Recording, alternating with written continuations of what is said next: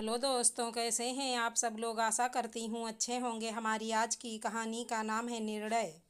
Phone की घंटी बज रही थी। सुषमा रसोई में खाना बनाने में लगी थी क्योंकि सबको टिफ़िन बॉक्स देना था। देव नहाने गए थे। दोनों बच्चे भी कॉलेज के लिए तैयार हो रहे थे।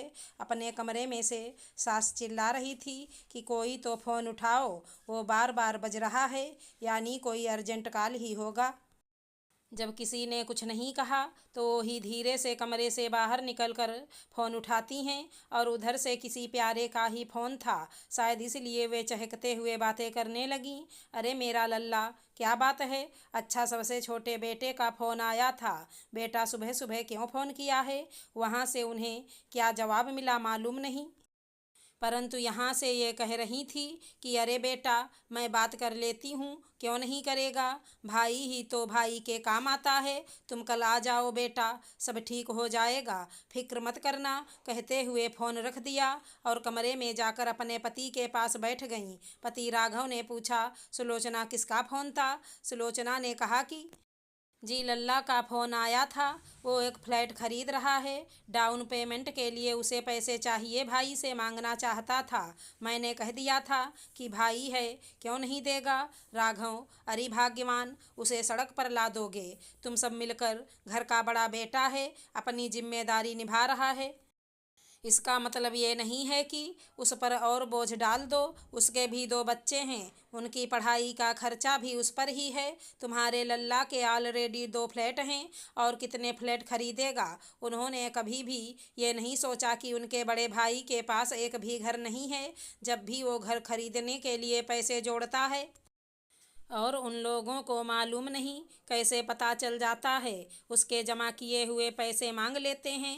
बेचारा बिना कुछ कहे उन्हें पैसे दे देता है। तुम हो कि अपने उन दोनों नालायक बेटों के पक्ष में बोलती रहती हो। इतने सालों में कभी हमें अपने घर ले गए हैं?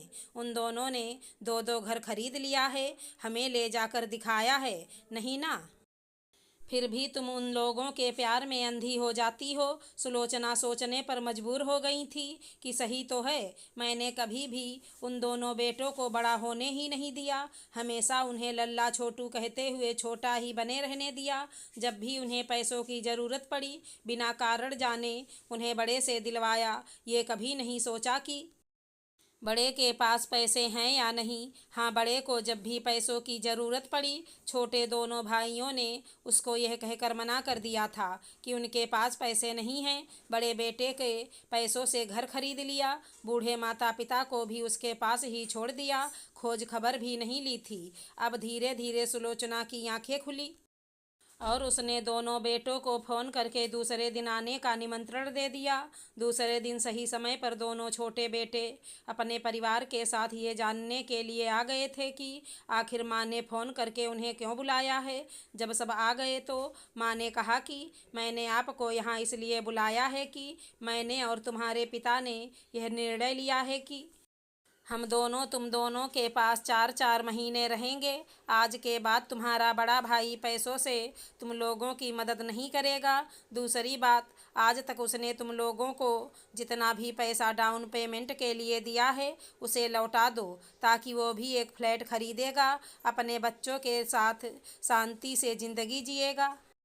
सुलोचना की बात सुनकर दोनों बहुओं ने मुंह फुला लिया था। सुलोचना ने कहा कि कोई बुरा माने या मुंह फुला ले, मेरा निर्णय अंतिम निर्णय है बस। चलिए सब लोग खाना खा लीजिए और हमें किसके साथ पहले आना है बता दीजिए, तो हम अपना सामान पैक कर लेते हैं। देव और सुषमा ने सुलोचना को समझाने का प्रयास किया था। सुलोचना ने कहा कि आज तक तुम लोगों के साथ अन्याय हो रहा था और मैं चुपचाप बैठकर देख रही थी। उसी समय देव के दोनों बेटे आ गए और कहा, दादी आज हम बहुत खुश हैं कि आपको हमारे माता पिता की फिक्र तो है।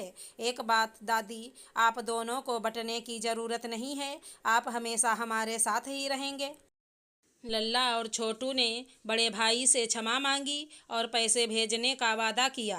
अपने परिवार के साथ चले गए थे। सुलोचना भी पति के साथ कमरे में आई। उनसे कहा कि आपके कारण मेरी आंखें खुल गई हैं, मेरी करनी पर मैं बहुत शर्मिंदा हूँ। राघव ने कहा कि चलो सुलोचना, तुम्हें तुम्हारी गलती का एहसास तो हुआ है।